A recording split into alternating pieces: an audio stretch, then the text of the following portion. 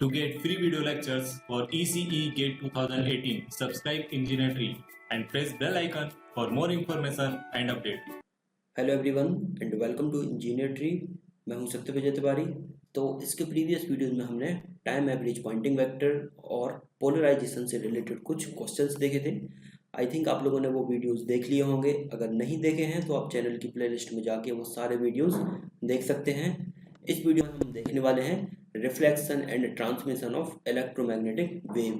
Electromagnetic wave जब आपकी travel करती है किसी एक मीडियम से दूसरे मीडियम, तब उसमें कुछ इलेक्ट्रोमैग्नेटिक वेव का पार्ट जो है वो रिफ्लेक्ट हो जाएगा और कुछ ट्रांसमिट हो जाएगा दूसरे मीडियम में। तो वो कॉन्सेप्ट हम यहाँ पर डिस्कस करने वाले हैं। तो हम बात करते हैं z इक्वल्स टू 0 एक्सेस की। ये आपके 3 कोऑर्डिनेट हैं, यहाँ पर z, ये आपका y और ये आपका x। तो कंसिडर हम करते हैं कि जो इलेक्ट्रोमैग्नेटिक वेव है वो आपकी z की डायरेक्शन में प्रोपोगेट हो रही है। जब इलेक्ट्रोमैग्नेटिक वेव आपकी जेड की डायरेक्शन में प्रोपोगेट होगी तो जो उसके फील्ड कंपोनेंट होंगे इलेक्ट्रिक के और मैग्नेटिक के, वो होंगे आपके ए वाई या ए एक्स डायरेक्शन में। जब जेड इक्वल्स टू 0 आपके एक्सेस की बात हो रही है, जब जेड इक्वल्स टू 0 हो जाएगा आपका, तो जो प्लेन आएगा वो आएगा आपका एक्स वाई प्लेन। तो यहाँ पर ये मीडियम आपका मान के चलिए 1 है और ये आपका सेकेंड मीडियम है। तो फर्स्ट मीडियम में जो इलेक्ट्रोमैग्नेटिक वेव है उसका पावर हो जाएगा पी जेड, क्योंकि जो पावर होता है वो जिस डायरेक्शन में इलेक्ट्रोमैग्नेटिक वेव प्रोपोगेट होती है उस डायरेक्शन में आपका पावर फ्लो होता है। तो ये हो जाएगा पी जेड, और जो इलेक्ट्रिक फील्ड हो जाएगी वो हम मान के चलते हैं ई वाई की डायरेक्शन में है, और जो मैग्नेटिक कंपोनेंट है वो एक्स की डायरेक्शन में है। तो यहाँ पर फर्स्ट मीडियम है, ये आपकी इलेक्ट्रोमैग्नेटिक वेव इंसिडेंट हो रही है। ई आई से इसको नोट करते हैं इंसिडेंट वेव को, और जो इसके कंपोनेंट हो जाएंगे मीडियम 1 के, एप्सिलॉन 1 हो जाएगी मीडियम 1 की परमिटिविटी, और ईटा 1 हो जाएगा उसका इंट्रिंसिक इम्पिडेंस। इसी तरह से यहाँ पर हो जाएगा आपका एप्सिलॉन 2 और यहाँ पर हो जाएगा ईटा 2। अब यहाँ पर जो आपकी इंसिडेंट वेव है उसका कुछ पोर्शन यहाँ से रिफ्लेक्ट हो जाएगा इस मीडियम से, इसको हम डिनोट करते हैं यहाँ पर, मतलब रिफ्लेक्टेड जो वेव है, और कुछ पोर्शन इसका यहाँ पर ट्रांसमिट हो जाएगा, उसको हम डिनोट करते हैं ई टी से। तो ई आई हो गया आपका, मैग्नेटिक कंपोनेंट भी इसमें साथ में लिख लेते हैं, एच आर हो जाएगा, और ये हो जाएगा आपका एच टी। तो ये हो गई आपकी इंसिडेंट वेव, ये रिफ्लेक्टेड वेव और ये ट्रांसमिटेड वेव। इसमें आप इंसिडेंट और रिफ्लेक्टेड वेव की अगर हम बात करें फर्स्ट मीडियम में, तो यहाँ से हम इसको समझ सकते हैं। ये मान के चलिए आपके एक्सेस हैं, ये z एक्सेस है, ये y एक्सेस है और ये x एक्सेस है। तो जो इलेक्ट्रोमैग्नेटिक वेव है वो z की डायरेक्शन में प्रोपोगेट हो रही है, और इलेक्ट्रिक फील्ड जो होगी वो y की डायरेक्शन में, और जो मैग्नेटिक फील्ड होगी वो होगी आपकी x की डायरेक्शन में। तो जब आपकी ये वेव इंसिडेंट हो रही है, ई आई वेव है आपकी इंसिडेंट हो रही है, मीडियम की बाउंड्री से ये वेव जब आपकी रिफ्लेक्ट होगी तब इसके कोऑर्डिनेट क्या हो जाएंगे। जब ये वेव आपकी रिफ्लेक्ट होगी तो इसके एक्सेस कुछ इस तरीके से हो जाएंगे, जो जेड एक्सेस होगा वो आपका इस डायरेक्शन में हो जाएगा, और वाई आपका एज इट इज रहेगा, और एक्स जो होगा वो इसके 180 डिग्री। अभी ये एक्स आपका आउटवर्ड डायरेक्शन में है, अब एक्स आपका कहाँ हो जाएगा, इनवर्ड डायरेक्शन में हो जाएगा, क्योंकि यहाँ पर जेड की डायरेक्शन में प्रोपोगेट हो रही है प्लस जेड की डायरेक्शन में। अब जो रिफ्लेक्टेड वेव होगी वो आपकी माइनस जेड की डायरेक्शन में होगी। तो पहले आपकी जो इंसिडेंट वेव थी वो इस डायरेक्शन में प्रोपोगेट हो रही थी, अब जो आपकी रिफ्लेक्टेड वेव होगी वो इस डायरेक्शन में प्रोपोगेट होगी आपकी। तो यहाँ पर आप देख सकते हैं कि जो वाई एक्सेस है वो एज इट इज है, जिसमें आपकी इलेक्ट्रिक फील्ड की लाइन्स हैं, लेकिन जो एक्स की डायरेक्शन है जो कि मैग्नेटिक फील्ड की लाइन्स थी वो आपकी चेंज हो रही है यहाँ पर। तो जो इलेक्ट्रिक फील्ड के कंपोनेंट है उसकी डायरेक्शन आपकी सेम है, चेंज क्या हो रही है आपकी मैग्नेटिक फील्ड के कंपोनेंट। जो रिफ्लेक्टेड इलेक्ट्रिक वेव होगी वो आपकी एज इट इज रहेगी, उसकी डायरेक्शन चेंज नहीं होगी। यहाँ पर जो मैग्नेटिक कंपोनेंट होंगे उसकी डायरेक्शन आपकी चेंज हो जाएगी। तो ये तो हुई आपकी अभी इलेक्ट्रिक वेव की बात, जब हम इलेक्ट्रिक वेव को वाई डायरेक्शन में लेके एज्यूम कर रहे थे। अगर इसी में आप मान के चलिए यहाँ पर आप वाई डायरेक्शन में मैग्नेटिक फील्ड को एज्यूम करते, तो ये हो जाता आपका H I magnetic field incidence line, और एक्स एक्सिस में हो जाते आपकी इलेक्ट्रिक फील्ड की कंपोनेंट। और जब ये आपकी रिफ्लेक्ट होती तो रिफ्लेक्शन में जो प्रोपोगेशन की डायरेक्शन है वो चेंज हो जाती, और जो मैग्नेटिक फील्ड के कंपोनेंट है वो वाई के डायरेक्शन में रहते, लेकिन इलेक्ट्रिक फील्ड आपकी यहाँ पर चेंज हो जाती। तो इन दोनों चीज़ों से एक कंक्लूजन एक निकलता है, जब आपका रिफ्लेक्शन यहाँ पर हो रहा है वेव का, तब या तो इलेक्ट्रिक फील्ड की लाइन चेंज हो रही हैं या मैग्नेटिक फील्ड की लाइन चेंज हो रही हैं। वो डिपेंड करता है आपके एज्यूम्पशन पर कि किस एक्सेस में आप इलेक्ट्रिक फील्ड को ले रहे हैं और किस एक्सेस में मैग्नेटिक लाइन्स को ले रहे हैं। तो इसमें आपको बस एक बात याद रखनी है कि जब रिफ्लेक्शन होगा आपकी इलेक्ट्रोमैग्नेटिक वेव का, तो या तो इलेक्ट्रिक फील्ड की लाइन चेंज होगी या मैग्नेटिक फील्ड की लाइन चेंज होगी, एक साथ दोनों की लाइन चेंज यहाँ पर नहीं होगी। अब यहाँ पर हम बात करते हैं z इक्वल्स टू 0 बाउंड्री है। तो बाउंड्री कंडीशन हमने देखी थी अपने प्रीवियस वीडियोज में। बाउंड्री कंडीशन आपकी क्या होती है, टेंजेंशियल कंपोनेंट के लिए ET1 इक्वल्स टू ET2 होती है and HT1 equals to HT2 होती है। ये इलेक्ट्रिक फील्ड के लिए और ये मैग्नेटिक फील्ड के लिए, ये हमने अपने प्रीवियस वीडियोज में डिस्कस किया था। तो इसमें हम बात करते हैं ET1 जो फर्स्ट मीडियम में इलेक्ट्रिक फील्ड के कंपोनेंट है टोटल, वो कौन कौन से हैं, E incident plus E reflected wave, ये हो जाएगी आपकी फर्स्ट मीडियम के टेंजेंशियल कंपोनेंट इलेक्ट्रिक फील्ड के। तो सेकंड मीडियम में जो आपकी इलेक्ट्रिक फील्ड होगी वो हो जाएगी ET। अब यहाँ पर आप EI से दोनों साइड डिवाइड कर दें तो ये हो जाएगा आपका 1 plus ER divided by E incidence equals to ET divided by EI। इसको आप यहाँ पर लिख सकते हैं 1 प्लस ER अपॉन EI को हमें कोफिशिएंट से डिनोट करते हैं जिसको हम बोलते हैं गामा, और ET अपॉन EI को हमें कोफिशिएंट से डिनोट करते हैं जिसको बोलते हैं टाउ। तो ये हो जाएगा आपका 1 plus gamma equals to tau, 1 plus gamma equals to tau. यहाँ पर जो आपका गामा होता है वो होता है fraction of reflected electric wave divided by incident electric wave, और जो टाउ होता है आपका fraction of transmitted electric wave divided by incident electric wave. तो गामा को हम यहाँ पर बोलते हैं reflection coefficient of electric field, और टाउ को हम यहाँ पर बोलते हैं ट्रांसमिशन कोफिशिएंट। तो ये हो जाएगा आपका रिफ्लेक्शन कोफिशिएंट और टाउ हो जाएगा आपका ट्रांसमिशन कोफिशिएंट। तो गामा रिफ्लेक्शन कोफिशिएंट और टाउ आपका ट्रांसमिशन कोफिशिएंट। तो अभी हमने बात की जब आपका ET1 इक्वल्स टू ET2 था।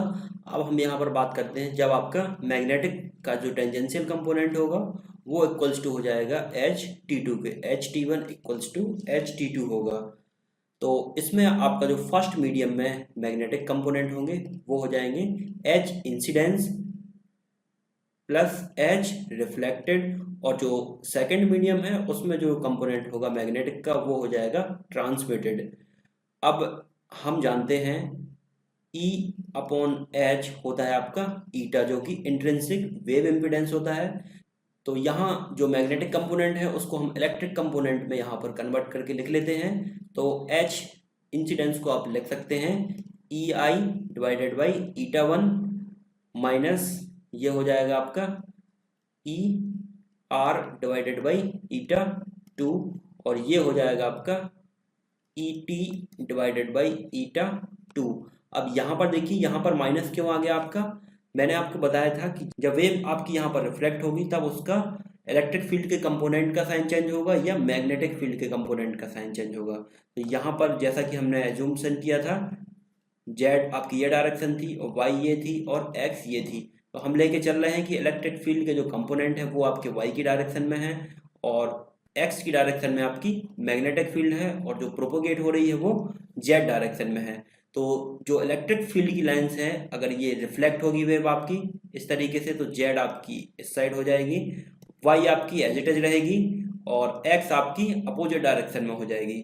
तो X अपोजिट डायरेक्शन में हो गया जो कि मैग्नेटिक फील्ड की लाइंस थी, तो यहाँ पर इसका साइन चेंज हो जाएगा। तो यहाँ पर हम इसको लिख सकते हैं minus ER divided by eta, sorry यहाँ पर 1 हो जाएगा क्योंकि रिफ्लेक्टेड जो वेव आपकी वो है मीडियम 1 में। तो इसको जब आप सॉल्व करेंगे तो यहाँ पर आ जाएगा आपका E incidence minus ER equals to ETA1 divided by ETA2 into ET। इसको जब आप EI से डिवाइड कर देंगे दोनों साइड, तो EI से यहाँ डिवाइड किया, EI से यहाँ और यहाँ पर भी EI से, तो यहाँ पर हो जाएगा आपका 1। इसको आप लिख सकते हैं गामा, तो ये हो जाएगा आपका गामा क्योंकि गामा आपका होता है reflected electric field upon incident electric field. तो ई आर अपॉन ई आई की जगह पर गामा हो जाएगा equals to eta 1 divided by eta 2 और E T divided by E I को हम लिख सकते हैं tau, transmission upon incidence of electric field.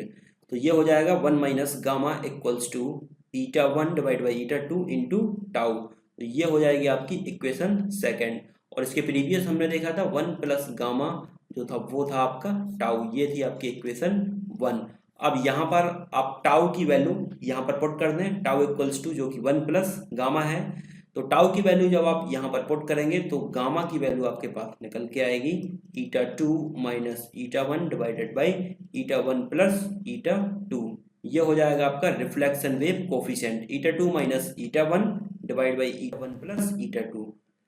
तो ईटा 2 जो है वो है आपका मीडियम 2 का इंट्रिंसिक वेव इम्पीडेंस और ईटा 1 है मीडियम 1 का इंट्रिंसिक वेव इम्पीडेंस। तो यहाँ से आप रिफ्लेक्शन कोफिशिएंट की वैल्यू कैलकुलेट कर सकते हैं। ये काफ़ी इंपॉर्टेंट फार्मूला है, इसको आपको याद रखना है।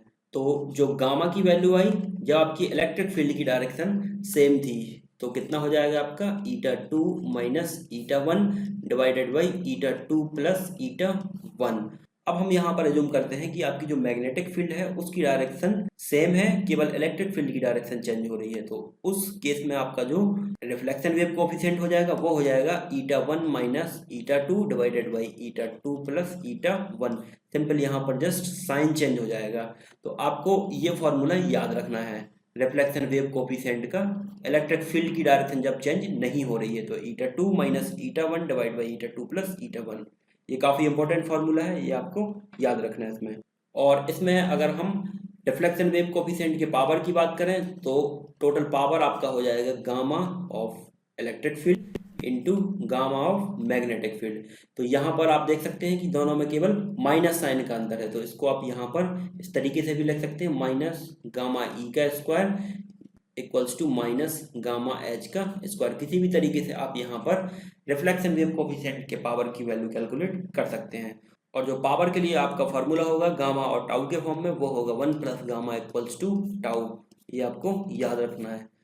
तो इसमें ये तो बात हुई आपकी रिफ्लेक्शन वेव कोफिशिएंट की। अब रिफ्लेक्शन वेव कोफिशिएंट के फॉर्मूले को आप फर्दर एक्सटेंड कर सकते हैं।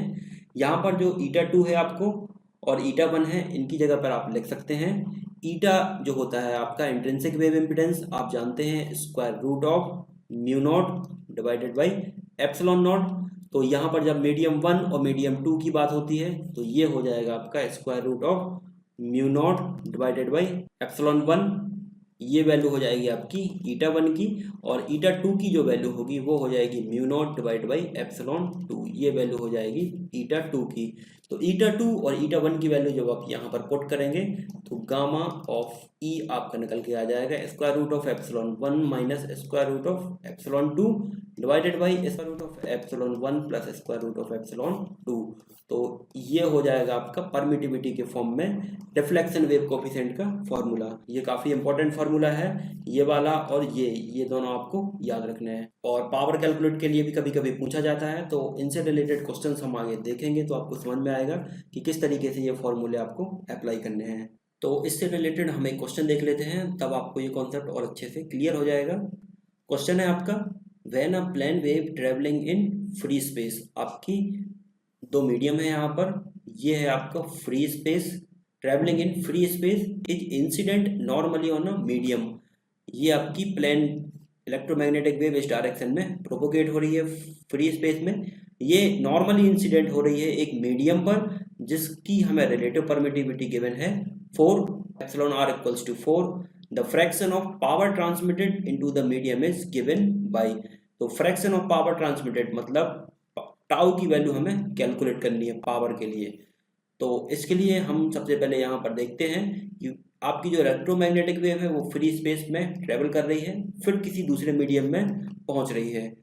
तो सबसे पहले हम गामा ई का फॉर्मूला यहाँ पर जानते हैं। अब यहाँ पर आप एक चीज़ देखिए, यहाँ पर परमिटिविटी के फॉर्म में आपको गिवन है data square root of epsilon 1 minus square root of epsilon 2 divide by square root of epsilon 1 plus square root of epsilon 2। जब इसमें आप वैल्यू पुट करेंगे तो गामा ई की वैल्यू निकल के आएगी square root of free space के लिए जो परमिटिविटी है वो है एप्सिलॉन नॉट, तो एप्सिलॉन नॉट हो जाएगा माइनस एप्सिलॉन 2 हो जाएगा epsilon naught into 4 divide by epsilon naught plus square root of epsilon naught into 4। तो square root of epsilon naught आप ऊपर और नीचे कॉमन लेंगे तो ये कैंसिल हो जाएगा और यहाँ पर बचेगा आपका 1 माइनस रूट 4, तो उसको हम लिख सकते हैं 1 माइनस 2 डिवाइडेड बाई 1 प्लस 2। तो ये हो जाएगा आपका -1/3। तो -1/3 आपकी आई गामा ई की वैल्यू, गामा ई की वैल्यू आपकी आ गई -1/3। तो गामा ई और गामा एच में आप रिलेशन जानते हैं, इनके केवल साइन चेंज होते हैं और वैल्यू एज इट इज होती है। तो गामा एच की वैल्यू हो जाएगी 1/3। अब गामा ई और गामा एच की वैल्यू आपको पता है, तो जो पावर के लिए गामा की वैल्यू हो जाएगी वो हो जाएगी गामा ई की वैल्यू इंटू गामा एच की वैल्यू। तो गामा ई की वैल्यू -1/3 इंटू गामा एच की वैल्यू 1/3, तो ये हो जाएगा आपका -1/9। अब ये तो आई आपकी रिफ्लेक्शन वेव कोफिशिएंट की वैल्यू पावर के लिए, लेकिन हमें कैलकुलेट क्या करना है, फ्रैक्शन ऑफ पावर ट्रांसमिटेड हमें कैलकुलेट करना है। तो 1 प्लस गामा आपका होता है टाउ, तो गामा की वैल्यू आ गई आपकी -1/9, तो 1 माइनस 1/9 इक्वल्स टू टाउ हो जाएगा। तो इसको जब आप फर्दर सॉल्व करेंगे तो ये हो जाएगा आपका 8/9। तो टाउ की वैल्यू निकल के आई पावर के लिए 8/9। तो इसका जो ए ऑप्शन है वो आपका करेक्ट हो जाएगा। तो इस तरीके से आप इनकी वैल्यू कैलकुलेट कर सकते हैं। इससे रिलेटेड कुछ और एग्जाम्पल्स हैं वो हम नेक्स्ट वीडियो में देखेंगे। तो इस वीडियो में इतना ही। अगर ये वीडियो आपको पसंद आया हो तो इसको आप लाइक ज़रूर करें, सब्सक्राइब करें और अपने फ्रेंड्स के साथ शेयर करें। Thank you friends.